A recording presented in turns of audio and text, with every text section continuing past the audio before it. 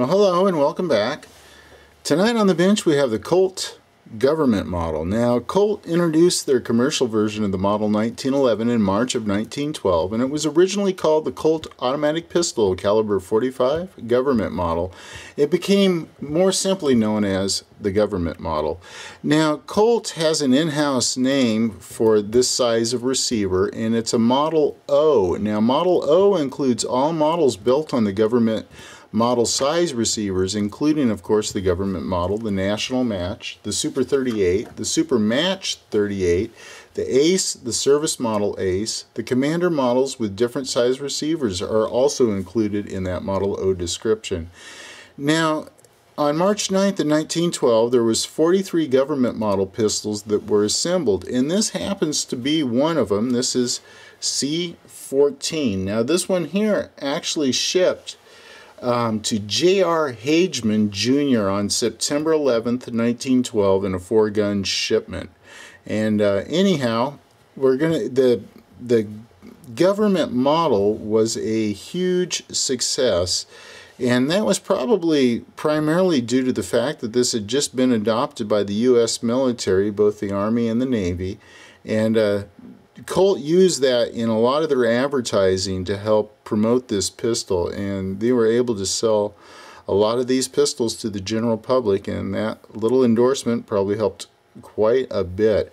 And of course, as we all know, this pistol has just survived the test of time. Just a superb design, the simplicity, just very well thought out, well done pistol. Of course, we know it took a little bit of development to get it there, but the end result was just an excellent pistol.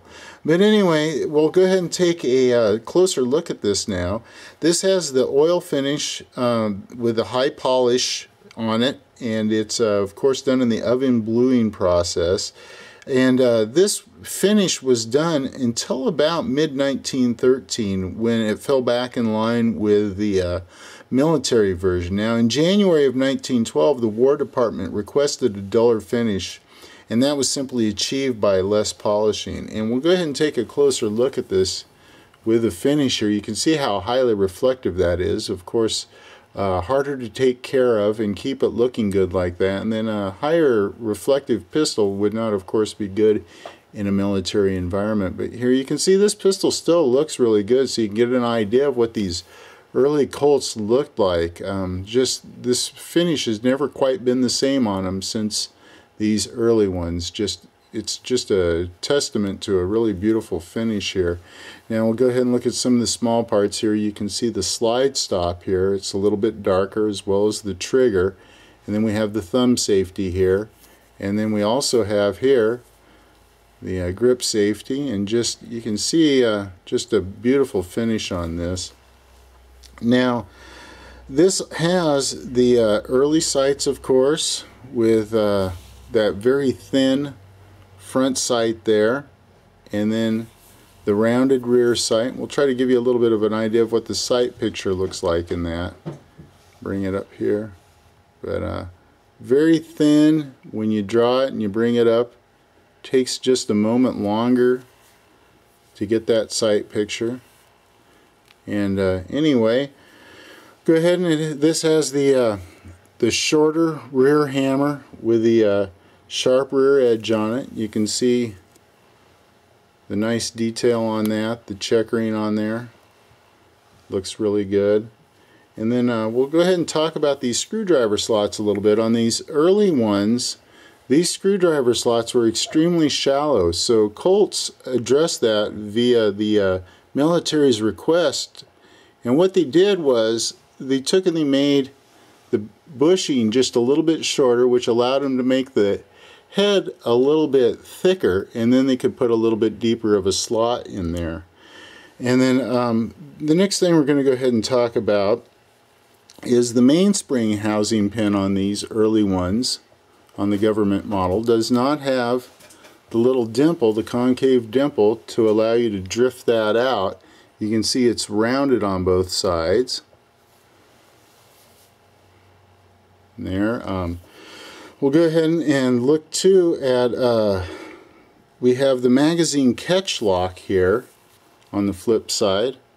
And this has the Type 3 magazine catch lock. Now the early ones on the early 1911s had just a concave dimple in there, and that made it incredibly hard to get the magazine catch lock out. So what they did was they took and they made a Type 2, which would have been just a slot with that same concave dimple in there. And then this, of course, is the Type 3. Now the recoil spring plug on these, this one is early enough that it doesn't have the inward punched lip for locking the recoil spring on, and so there's nothing punched in there, so if you slip while you're putting this on, it could potentially fly across the room. And then this also, you won't be able to see it, but it has the early mainspring in it with only 19 coils, and that was later changed when they changed this rear hammer to the 22 coils and a slightly thinner wire. Now we'll go ahead and look at the safety lock on this too. It has the thin thumb piece, and that was changed at about C12,000. Without having one to compare it to, you won't really be able to tell the difference. But then we'll go ahead and start to look at the markings now on this. This, of course, has the patented April 20th of 1897, the 1902, and the 1911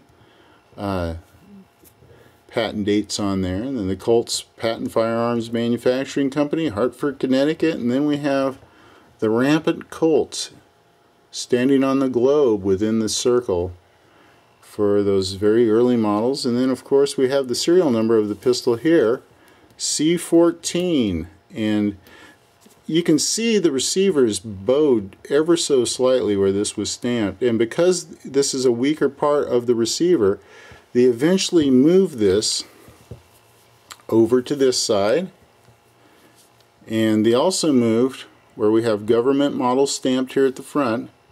They moved that rearward, and then we have the serial number back there, and we have the Colt Automatic Caliber 45 stamped there, and then the checkered walnut grips there with the 2 diamonds, and then of course a lanyard loop on the bottom of our magazine.